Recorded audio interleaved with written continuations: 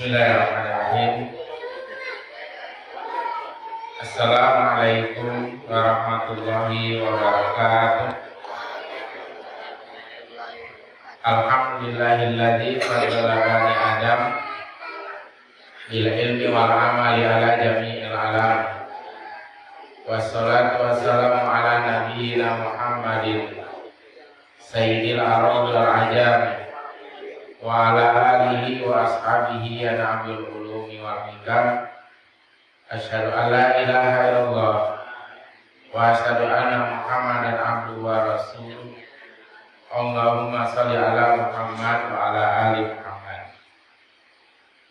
Qala Allah Ta'ala, kutiba alaikum idza hadara ahadakumul maut fa yaqul idza hadara ahadakumul maut in taraka khairan wasiyatu lil walidaini wal aqrabina bil ma'ruf.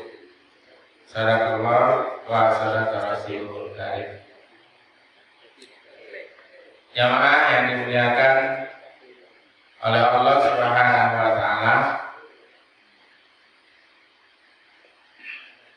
Jadi untuk pertemuan kali ini dan selanjutnya kita akan coba menggabungkan antara hadis-hadis di kitab Riyadhus Shalihin, kemudian kita kembangkan ke dalam ibadah praktis atau fikih praktis, sehingga dari hadis-hadis yang ada dapat kita praktekkan dalam kehidupan kita sehari-hari. Nah, untuk kesempatan kali ini kita coba akan mengupas atau membahas tentang masalah yang pasti akan kita temui, apakah di keluarga, apakah di masyarakat, yang ternyata ketika hal ini terjadi banyak yang tidak mau ambil bagian, ya, tidak mau ambil bagian dan hanya mengandalkan orang-orang tertentu yang dianggap sebagai pemuka agama lah, kan, seperti itu. Hal yang seperti ini, ya, hal ini adalah berkaitan dengan masalah kematian, masalah penyelenggaraan jenazah. Baik yang dimuliakan oleh Allah Subhanahu wa taala, maka ketika kita coba pelajari, ya, harapannya ketika terjadi di kehidupan kita, kita bisa melaksanakannya, ya, melaksanakan sendiri, mohon maafnya tanpa harus minta bantuan orang lain. Karena yang terpenting bagi penyelenggaraan jenazah itu adalah keluarga sendiri. Yang terpenting adalah keluarga sendiri. Nah, Bapak Ibu yang dimuliakan oleh Allah Subhanahu wa taala, tapi sebelum masuk ke situ, kita coba untuk membahas tentang apa-apa yang ada di sekitarnya. Ya, kita bahas tentang pra-kematian terlebih dahulu, apa yang perlu kita lakukan jika, mohon maafnya, kita yang tertimpa saat mengalami sakit atau ketika kita menghadapi, ya, bagian dari keluarga kita yang sedang mengalami sakit keras. Jadi Bapak Ibu dimuliakan oleh Allah Subhanahu wa taala, maka kita coba bahas perlahan, sedikit demi sedikit, ya. Tentunya Bapak Ibu yang dimuliakan oleh Allah Subhanahu wa taala, kita harapannya dalam kajian ini kita mendapatkan pemahaman yang sempurna, Tidak, mohon maafnya ujuk-ujuk langsung nanti ke bab sholat jenazah apa. Kita berurut dulu ya, setelah kita urutkan nanti insya Allah akan sampai bagaimana cara pemakaman dan lain sebagainya. Nah, baiklah dimuliakan oleh Allah. Kita mulai dari bagaimana cara seseorang menghadapi sakit, cara seseorang menghadapi keluarga yang sedang sakit. Kita mulai dari hadis masih bab tentang ikhlas, di mana Rasulullah Shallallahu Alaihi Wasallam itu pernah menemui seorang sahabat yang disaksikan dia adalah ahli surga.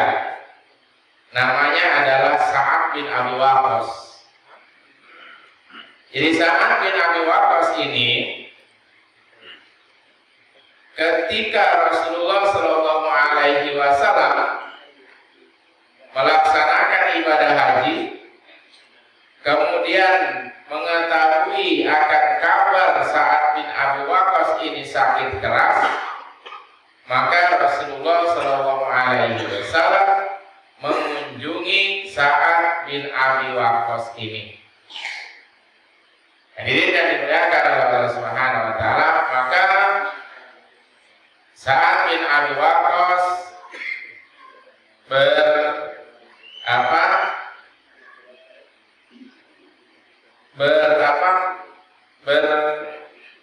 bertanya kepada Rasulullah Shallallahu Alaihi Wasallam. Jadi waktu naik haji, pada waktu haji wada, Rasulullah ini datang kepada Abi Waqqas. Jadi yang dimuliakan oleh Allah Subhanahu Wa Taala. Maka Abi Waqqas mengatakan, min wajhi istadami. Jadi pada Nabi saya mengalami sakit yang sudah keras seperti ini. Fakultu ya Rasulullah, maka aku berkata kepada Rasulullah, inni qad balagha bi minal wajhi matar wa ana zu malid wa la yarisuni illa ibnatun li. Jadi sakit saya ini sudah mengkhawatirkan, seperti engkau lihat. Dan saya memiliki banyak harta dan tidak akan diwariskan kecuali kepada satu orang anak perempuan. Ya, satu orang anak perempuan. Apa tasaddaqu bisulusai limali? Apakah boleh? Jadi dalam wasiatnya saya mau bersedekah sulusai itu 2/3. Kalau 10 berarti berapa? 75. Kalau 10 juta itu saya mau sedekahkan ini 75 juta kan seperti itu. Kalau 10 itu 7.500.000. Maka Rasulullah Shallallahu Alaihi Wasallam mengatakan, lah jangan, jangan 2/3 aja ya Rasulullah, jangan. Kultu, maka aku mengatakan, fasatru, saya akan sedekahkan kalau begitu setengahnya. Kalau 2/3 tidak boleh, maka saya akan sedekahkan setengahnya, 5 juta. Kalau 100 juta berarti 50 juta. Maka Rasulullah juga menjawab, lah jangan. Ya. Maka Abu Sa'ad bin Abi Waqqas ini menyampaikan lagi as-sulus, bagaimana kalau sepertiganya. Faqala, maka Rasulullah SAW mengatakan was-sulusu kasir atau kabir, bahwa sungguhnya sepertiga itu sudah banyak, atau kabir atau sudah besar. Innaka tazal warasataka aghniya'a khairun min antazarahum alatan yatakaffafunan nas. Sesungguhnya apabila engkau meninggalkan ahli warismu dalam keadaan berkecukupan, itu lebih baik daripada engkau meninggalkan mereka dalam keadaan miskin, ya, meminta-minta, dan itu menjadi beban dari orang lain. Hadirin yang dimuliakan oleh Allah Subhanahu wa taala, maka wasiat bagi seseorang yang sudah sakit itu dianjurkan di dalam hadis ini untuk berwasiat. Berwasiat jika ingin misalnya mewakafkan hartanya, atau mohon maafnya ketika beliau yang sakit ini meninggal dunia, kemudian punya anak angkat misalnya, itu tidak dapat warisan karena tidak masuk dalam ahli waris, maka boleh untuk diwasiatkan sebagian hartanya untuk anak angkatnya misalnya, seperti itu. Tetapi batasan dari wasiat itu tidak boleh lah dari sepertiga. Kalau bapak ibu punya harta 100 juta, berarti ya sekitar 30 jutaan yang boleh untuk diwasiatkan, seperti itu. Kalau walaupun itu kebaikan menurut kita, jika itu tidak sesuai dengan Rasulullah, maka wasiat itu boleh untuk dibatalkan. Ya, boleh untuk dibatalkan. Ini yang pertama. Bagi orang-orang yang sakit itu dan merasa dirinya sudah berat dengan sakitnya, itu boleh dia berwasiat. Dan sekarang ya, kalau wasiat itu biasanya panggil notaris atau menulis, diletakkan di mana, kan seperti itu. Nah, diri yang dimuliakan oleh Allah Subhanahu wa taala, ini adalah ketentuan dari Rasulullah SAW bagi orang-orang yang mengalami sakit keras. Kemudian yang kedua, Pak Iman dimuliakan oleh Allah, bagi orang-orang yang sakit, ya, orang-orang yang sakit atau mengalami sakit yang mungkin dia sudah dalam kategorinya sakit parah ataupun sakit berkepanjangan tidak sembuh-sembuh, maka di bab tentang sabar di kitab ini Rasulullah SAW melarang kepada orang yang sakit itu untuk minta mati. Ya, untuk minta mati itu namanya putus asa.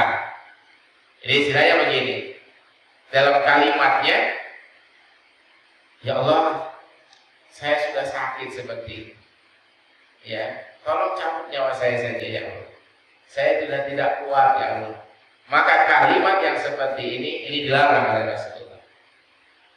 Lalu kalimat yang bagus itu juga diajarkan oleh Rasulullah. Jika kita merasa sudah tidak kuat dengan kondisi sakit yang berat, kemudian berkepanjangan, ya, kemudian peluang untuk sembuh juga sedikit, maka doa yang dipanjatkan oleh Rasulullah SAW, yang diajarkan oleh Rasul untuk dipanjatkan itu adalah, ya Allah, dalam bahasa kitanya, jika memang kematian itu lebih baik, ya, untuk diriku, maka matikanlah aku.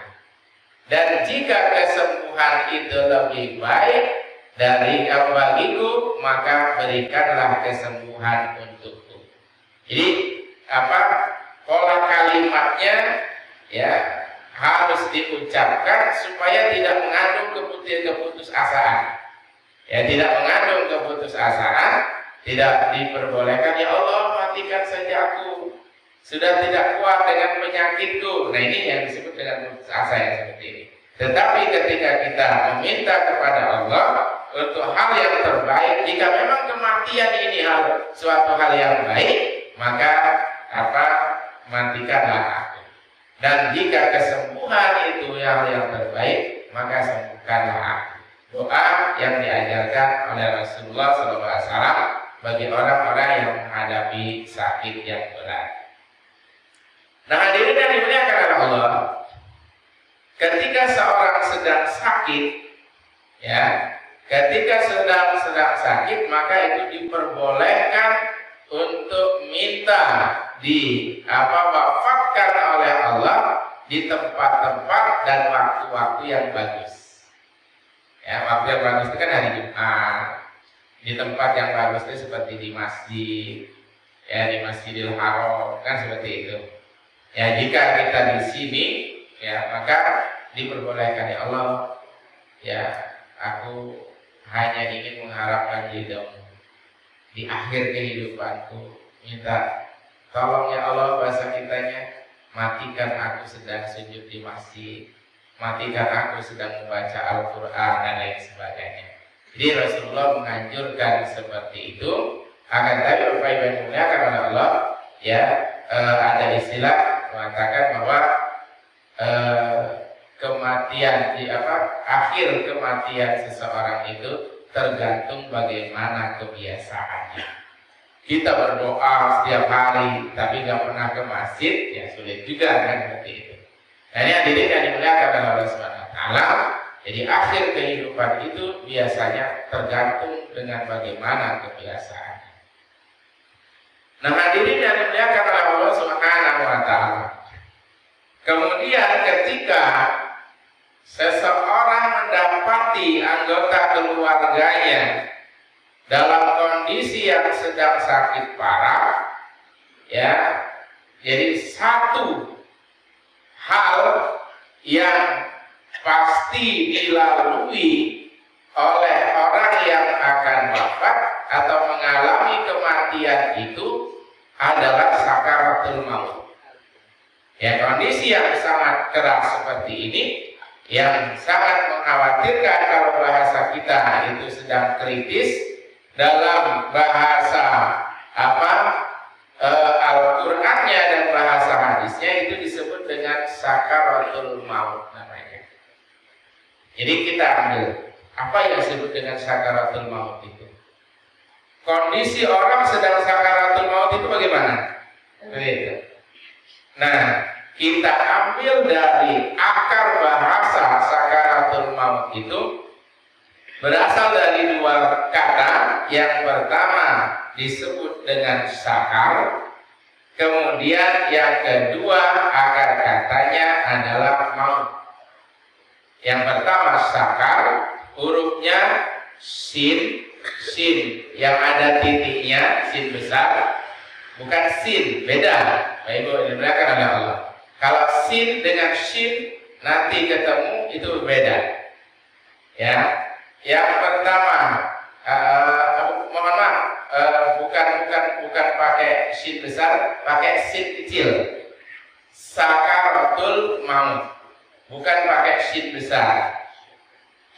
Sakaratul maut asal katanya adalah sakar, di mana sakar itu adalah satu peristiwa yang terjadi sebelum kematian, di mana orang yang melalui itu kondisinya antara sadar dengan tidak. Itu sakaratul maut. Jadi antara sadar dengan tidak, ketika orang berkomunikasi dengannya, itu terkadang dia menyadarinya. Ya, terkadang menyadarinya. Maka Bapak Ibu yang dimuliakan oleh Allah Subhanahu wa taala, satu akar kata dari dari sakaratul maut ini juga Allah menyampaikan wala taqrabus sholata wa antum sukara. Jangan kalian mendekati sholat sedangkan dalam keadaan mabuk. Jadi satu kata Pak, sakar dengan sukar. Ya, sakar, sukar itu bisa diartikan, ya, kalau dia ketemunya dengan maut menjelang kematian disebut dengan sakaratul maut. Tapi kalau habis minuman keras itu disebut dengan mabuk namanya. Kondisi orang habis minum minuman, ya, kalau dia sampai mabuk maka posisi ingatannya antara sadar dengan tidak. Itu ngeranyam. Ya, ngeranyam kan begitu. Nah, saka minuman keras, maka dalam bahasa Arab disebut dengan sukar namanya. Hurufnya sin kecil, sin yang ada giginya 3, tetapi tidak ada titiknya.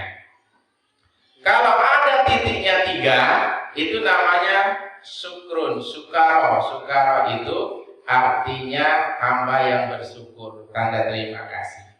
Maka Bapak Ibu yang dimuliakan oleh Allah, jangan salah kalau mau memberi nama anak, ada anak namanya Abdan Sakuro. Ya kan? Ada Abdan Sakuro.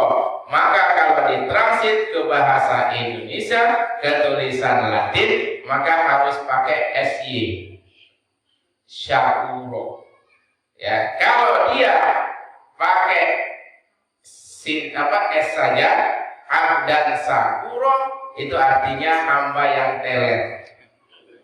Jadi, ya kan? Hamba yang teler.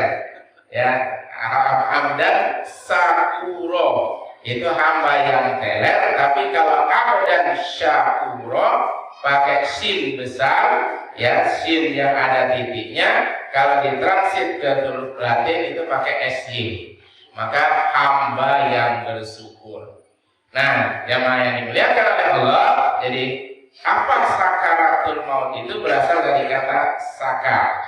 Sakaro yaskuru. Apa sakaratul maut adalah peristiwa yang terjadi di mana menjelang kematian seseorang menghadapi antara sadar dengan tidak sebelum nyawanya dicabut oleh Allah Subhanahu wa Ta'ala. Maka ketika seseorang menghadapi seperti ini, apa yang harus dilakukan oleh keluarga?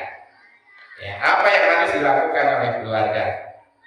Ya, Bapak-Ibu, beberapa kali saya mengalami seperti ini. Ya, mengalami seperti ini.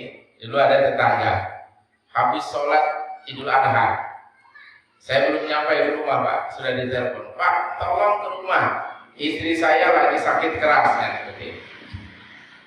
Jadi hadirin yang dimuliakan Allah, dituntunannya untuk memudahkan apakah orang itu segera dipanggil atau disembuhkan oleh Allah Subhanahu wa Ta'ala, maka ambil posisi atau posisikan orang yang sedang sakit itu, ya, posisikan bagian kanannya itu berada di bawah, kemudian kepalanya dihadapkan, mukanya dihadapkan ke arah kiblat, kemudian posisikan atau tidurkan dalam posisi miring, dimiringkan, seperti itu, dimiringkan. Ini, mohon maaf ini, kita pakai model dulu. Ayo, coba dapat miring dikit. Posisinya seperti ini, Pak. Ya, posisinya jadi dimiringkan seperti ini, boleh pakai bantal. Ya, kayak bantal. Dimiringkan, bagian kanannya itu berada di bawah, kemudian mukanya dihadapkan ke arah kiblat. Itu posisi bagi orang-orang yang sedang mengalami sakit keras. Kemudian berbagi tugas. Baik, dimuliakan oleh Allah. Berbagi tugas. Apa tugasnya? Satu orang saja itu berada di telinga membisiki. Apa yang dibisiki? Lakinu. Dalam hadisnya, mau takum biqauli la ilaha illallah. Terus bisiki. Jadi apa tadi sakar? Sakaratul maut adalah posisi di mana seseorang dalam kondisi dia tidak antara sadar dengan tidak, maka dia kondisinya masih bisa mendengar orang-orang yang ada di sekitarnya bisiki, karena akhir dari kehidupannya jika dia mengucapkan kalimat la ilaha illallah dakhalal jannah, dia akan masuk surga. Bisiki. Jadi Bapak Ibu yang dimuliakan oleh Allah, ketika lisannya sudah mengucapkan kalimat la ilaha illallah, maka berhenti, jangan dia dibisiki. Karena takutnya ketika dia terus mengucapkan kalimat la ilaha illallah, kemudian kondisinya sudah dicabut nyawanya di pertengahan kalimat la ilah, maka dia dicabut, kondisinya sudah berbalik. Ya, berbalik. Dia bukan mentauhidkan Allah Subhanahu wa taala karena terjadi peperangan. Ya, perangan di dalam hadisnya itu setan terus menggoda umat manusia yang sedang sakaratul maut itu dalam kondisi sakit, dalam kondisi kehausan. Setan itu datang membawa minuman-minuman yang menyegarkan dan hanya diperintahkan dengan satu kalimat, ucapkan la ilaha illa anta, tiada Tuhan selain engkau. Kalimatnya sama, tetapi tujuannya hanya tujuannya itu untuk menunjukkan kepada setan yang memberikan bantuan itu. Maka ketika sudah mengucapkan sekali saja kalimat la ilaha illallah sudah, dan yang lain apa kata Nabi, iqra'u mautakum bi surati Yasin. Ya, iqra'u mautakum bi surati Yasin. Maka bacakan, pada dasarnya perintah tentang membaca surat Yasin itu pra kematian, Pak. Ya, pra kematian, bukan pasca kematian. Tapi budaya yang ada di Indonesia, ya, budaya di sekitar kita, setelah meninggal dunia baru mengucapkan atau ramai-ramai membaca Yasin. Ya. Itu kontroversi, itu bahasan lain. Tapi yang utama bagi kita adalah ketika kita menghadapi keluarga kita, itu kan berkumpul daripada ngobrol. Dan yang sekarang lebih hebat lagi, ada saudara yang sakaratul maut dicepret, yang siaran langsung, streaming. Ya, ini jauh dari nilai-nilai yang diharapkan oleh Rasulullah SAW. Maka ambil wudhu, bagi ibu-ibu pakailah mukena, ya, kemudian di sekeliling orang yang mau meninggal itu baca surat Yasin. Kenapa? Iqra'u mautakum bi surati Yasin. Baca, orang yang mau meninggal dunia itu baca dengan membaca surat Yasin. Nah, Bapak Ibu yang kenal, saya punya kawan, mungkin umur-umuran Pak Etra lah, dulu aktif di Hidayatullah, ngaji di Hidayatullah, gabung dengan kami. Beliau menyatakan, saya pernah mempunyai pengalaman spiritual dengan surat Yasin itu. Jadi waktu dibawa ke rumah sakit, beliau sudah tidak sadar, Pak. Itu yang disebut dengan sakar itu tadi, antara sadar dengan tidak. Dalam kondisi kepala otak di kepala itu dalam kondisi yang sangat sakit. Nah, ibu saya yang nunggu pada waktu itu. Ya, orangnya di daerah Kembang Sri sini.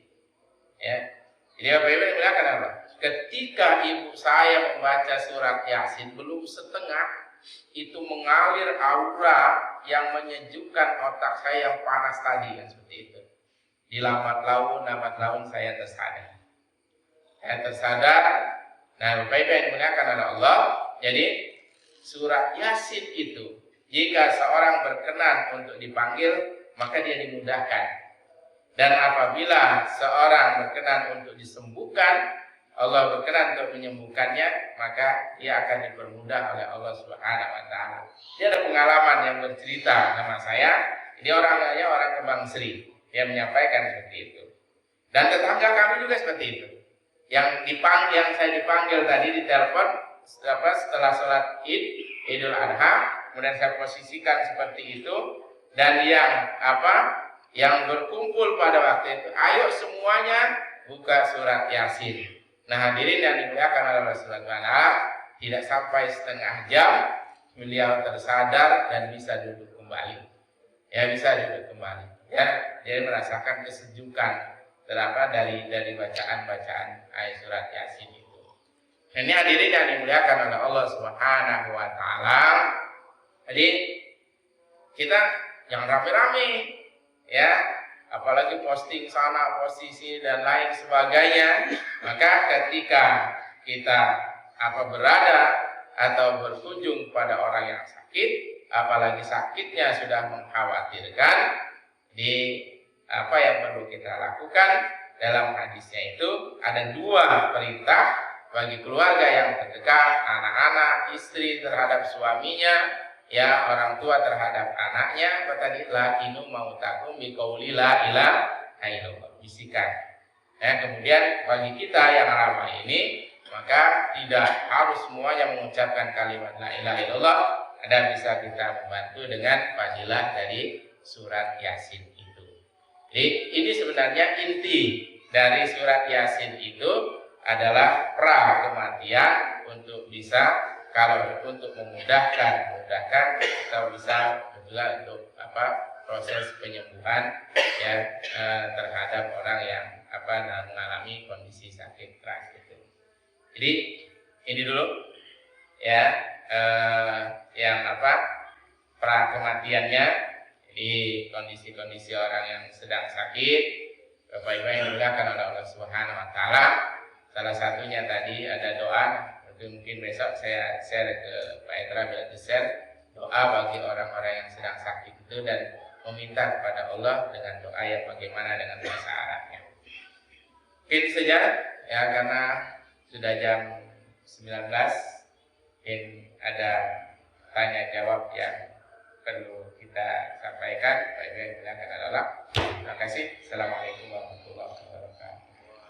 Langsung saja mungkin Bapak Ibu saudara yang akan bertanya tentang tausiah yang telah disampaikan oleh Ustaz. Kemarin dari tengah. Ibu-ibu mungkin ada yang nak mati mungkin. Tanya lah gitu. Ini pasti tapi belum tahu kapan ya. Biasa nih pertanyaan. Ya. Mungkin saya tanya langsung. Karena kita kan bingung juga. Orang nak mati itu cuma mau ciri-ciri sebenarnya. Ada orang yang meninggal bukan karena dalam sakit, tahu meninggal. Kemudian mungkin ada tanda-tanda khusus gitu. Karena kekhawatiran juga kita yang tadi orang yang tidak paham kan tiba-tiba kita bisa Yasin kan dia malah ini dia gitu kan dia tidak paham kata pokoknya belum nak mati ini kata dia kan. Oke, ada sebelum itu ada yang sebelah sini mau tanya. Apa langsung aja lagi contoh? Assalamualaikum warahmatullahi wabarakatuh. Mohon izin Pak Ustaz, saya ini mau bertanya. Sebabnya namanya adat dusun dan kota kadang-kadang nggak berbeda Pak Ustaz. Jadi seperjalanan saya kan mengenai surat Yasin ini Pak Ustaz. Jadi Pak Ustaz mengatakan kan kalau orang sakit kita harus baca Yasin. Dan sekarang saya mau tanya Pak Ustaz, seandainya ini kita kan kadang-kadang tahu, nggak lama lagi mata melek.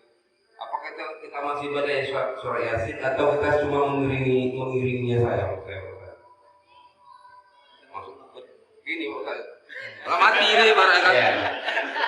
Apa kita masih membaca surat Yasin atau kita membisikkannya, mengiringinya maksudnya? Itu maksud saya Pak. Kebanyakan dari ada yang itu disampaikan oleh kawan saya, stopkan dulu baca Yasin, kiringkan saja dulu dia. Itu mohon penjelasan Pak Ustaz. Pencerahan benar atau salah itu ya. Begitu.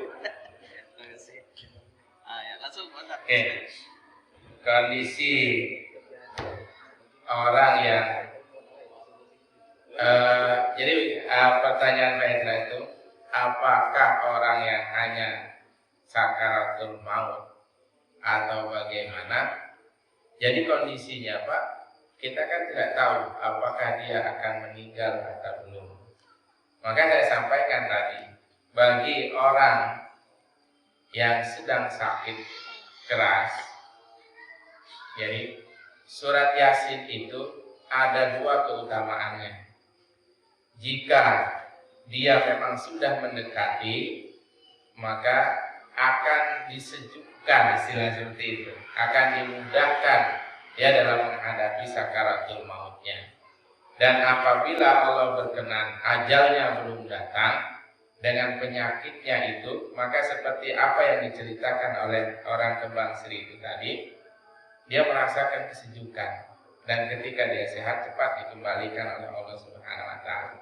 Artinya mohon maaf, surat Yasin itu bukan menginginkan ayo baca supaya cepat mati, bukan. Tapi meminta diberikan kemudahan oleh Allah, ya, yang terbaik oleh Allah. Kalau memang mau sembuh, ya segera dicepatkan ke kesembuhannya, dan ketika mau ajalnya sudah datang, itu dimudahkan dalam proses kematiannya. Jadi itu ketentuan atau bagaimana ketika kita dianjurkan untuk membaca surat Yasin. Nah, kemudian yang kedua, ya Pak, untuk mengiringi, saya sampaikan tadi, cukup keluarga yang terdekat. Ya, keluarga yang terdekat. Karena dalam kondisi seperti itu, saya sudah sampaikan tadi, yang namanya sakar itu antara sadar dengan tidak. Maka cari orang-orang yang terdekat. Ya, dalam artian orang yang terdekat, apakah dia ibunya, apakah dia anaknya, apakah suaminya atau istrinya, akan seperti itu. Tapi yang utama itu kalau ada orang tuanya, maka orang tuanya, terutama ibu. Ada pengalaman sih, tangga samping rumah saya, dia sulit sekali dalam kondisi yang sakit keras, yang dia panggil itu adalah ibunya. Dari Lahap, Pak. Dari Lahap datang di sini, langsung ibunya itu dibawa ke rumah sakit, dipanggil namanya, langsung kan seperti itu. Dengar, ya, kemudian mendengar, dibisiki oleh ibunya dengan penuh keikhlasan. 5 menit dari itu, ya, dia sudah tidak sadarkan lagi, dibawa ke ICU. 2 jam dari itu lepas. Ya, 2 jam dari itu lepas. Jadi yang mengiringi itu tidak harus banyak-banyak, ya. Tapi bagi orang yang ada di sekitar, terus lantunkan ayat-ayat Allah. Tujuannya itu yang pertama untuk menyejukkan. Yang kedua, ketika terdengar ayat-ayat itu, maka setan yang menggoda tadi dia akan menyingkir. Dia akan menyingkir. Maka yang membisiki itu terus mengiringi, ya cukup 1 orang saja, tapi orang-orang yang terdekat kan seperti itu. Gitu Pak ya.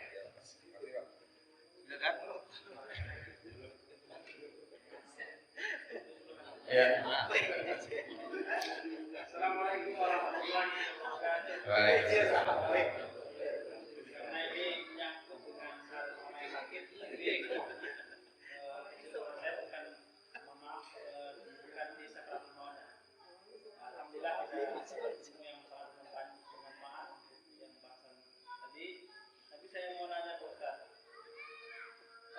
untuk hadis yang menerangkan, bukan melarang ya, untuk tidak minta diruqyah. Apakah ada hadis itu, karena tidak termasuk 7.000 atau 70.000 golongan orang yang masuk surga tanpa hisab. Nah, jadi maksud tidak minta diruqyah atau itu tidak minta tapi orang lain yang suruh meruqyah kita, atau bahkan seperti apa hadis tersebut? Terima kasih. Assalamualaikum warahmatullahi wabarakatuh.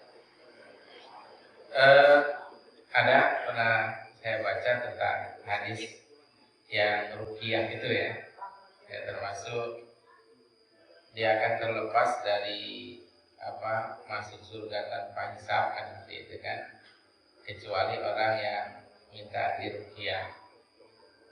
Nah, jadi Bapak Ibu yang dimuliakan adalah hadis ini pun menjadi khilafiyah dalam artian, maka seperti tadi, apa yang disebut dengan sakaratul maut kan seperti itu kan. Jadi sakaratul maut itu berasal dari kata sakar dan maut, ya, dalam kondisi seperti itu.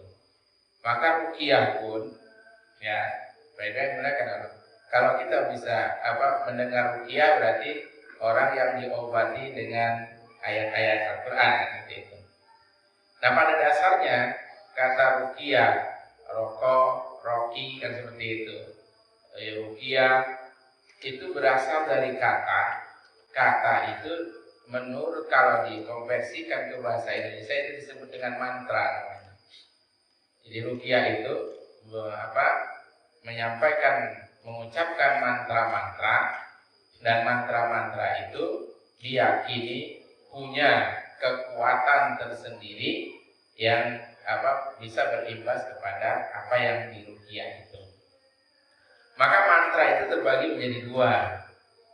Ada yang syar'i yang dianjurkan, dan ada yang dia itu berbau kesirikan seperti itu. Jadi Rasulullah SAW, saya baca dalam satu hadis yang panjang itu, pernah disantet. Hadisnya masyhur, ya dia sahih. Jadi disantet itu Rasulullah kan sering nyisir ya, di Masjid Nabawi itu sering nyisir rambutnya. Ya menurut keterangan bahwa Rasulullah itu rambutnya sebahu, sering nyisir, dan Rasulullah itu teledor. Jadi rambutnya yang rontok itu dibuang ke jendelanya, ya keluar jendelanya. Ternyata dimanfaatkan oleh kafir Quraisy. Saya lupa nama orang kafir itu. Jadi diikat dengan tangkal kurma itu, karena ada tangkainya ya, dibuat seperti jai langkung seperti itu. Buat jai langkung, setelah diolah oleh orang ini dimasukkan ke dalam sumur. Maka Rasulullah SAW itu mengalami bengong selama 1 minggu, 1 pekan. Gak bisa apa-apa, hanya tidur, bengong kan seperti itu. Maka ketika beliau tertidur antara tidur dengan sadar itu, ada 2 setan yang berbincang dalam hadis itu. Orang ini kenapa? Dia disihir oleh si anu kan seperti itu. Maka turunlah malaikat Jibril untuk meruqyah Rasulullah SAW dengan ayat-ayat Al-Quran. Nah, jadi ruqyah itu, kalau yang saya pahami ya, kalau nanti mungkin benar-benar yang lain. Nah itu berasal dari kata jampi, ya kata jampi. Maka jampi itu terbagi 2. Ada yang jampi dari ayat-ayat Al-Quran, dari hadis-hadis yang dibacakan oleh Rasulullah SAW, doa-doanya. Maka ayat-ayat yang seperti itu diperbolehkan. Tetapi jampi-jampi yang dia berbau kesirikan, maka ada yang berpendapat yang seperti inilah yang dia sulit mendapatkan istilahnya itu, ada yang berkaitan dengan surga itu kan seperti itu. Maka ada memang jampi-jampinya, ya seperti kalau saya lihat film itu Bim Salabi kan, Hanari dan lain sebagainya kan seperti itu. Tapi ketika kita Al-Quran itu adalah syifa, ya penyembuh juga, maka dalam hal ruqyah itu tidak boleh terlepas dari Al-Quran dan doa-doa dari Rasulullah Shallallahu Alaihi Wasallam. Ini wallahu alam, karena itu menjadi perdebatan juga kan. Tapi yang saya pahami adalah terbagi 2 antara ruqyah itu, asal katanya dari mantra itu tadi. Seperti itu. Oke, ya.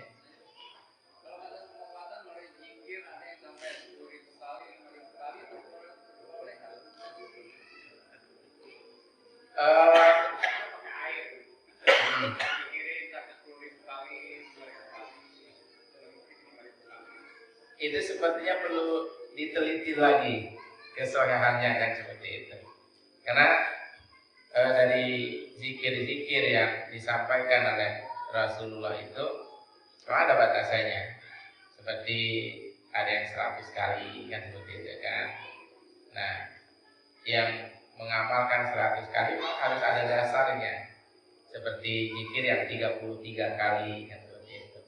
Nah, oleh karena itu kalau belum ada yang memerintahkan atau menganjurkan untuk baca apa kan seperti itu kan, 1000 kali, 2000 kali, ada 10 kali, maka harus ditanya ini dasarnya dari mana, kata itu. Kalau ini dari Al-Quran, kalau memang dari Rasulullah, mana dalilnya, harus dilihat kesahihannya kan seperti itu. Memang perlu diteliti lagi.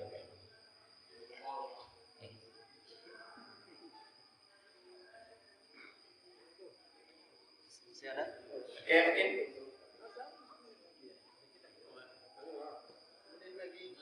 Nah, ibu belakang. Ya harapannya nanti kita bisa minimal untuk keluarga kita, karena nanti akan saya sampaikan bagiannya.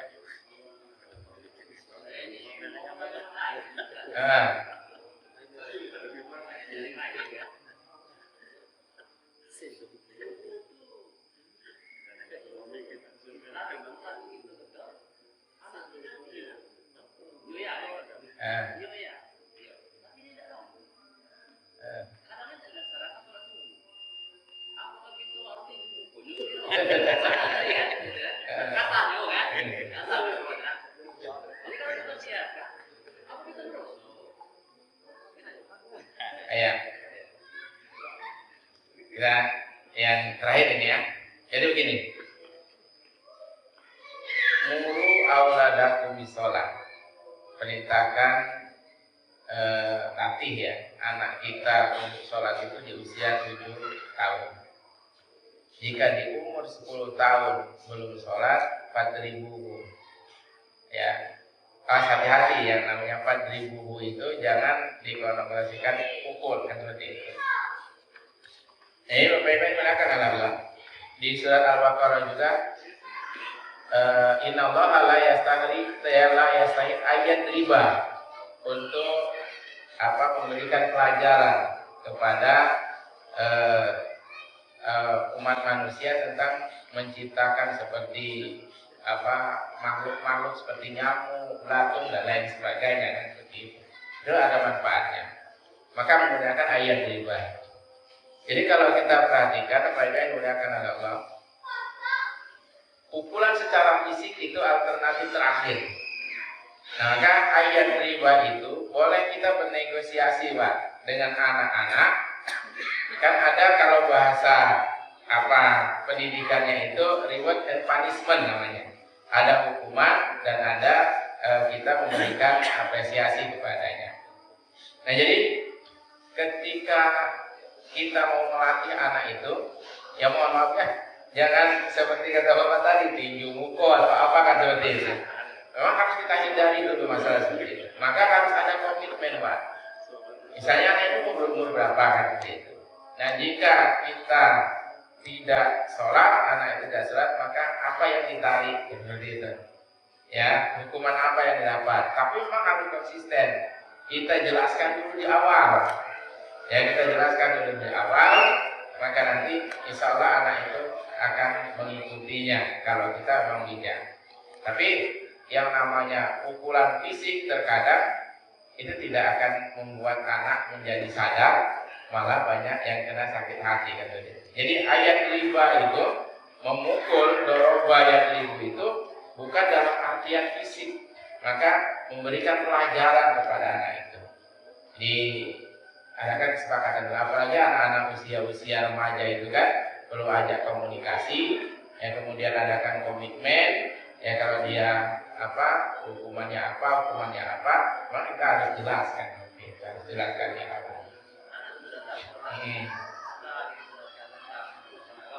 Iya. Nah makanya itu Pak, dia harus diajak bicara kan begitu.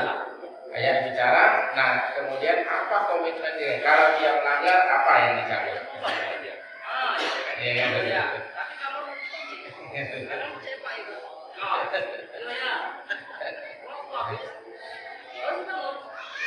Ya.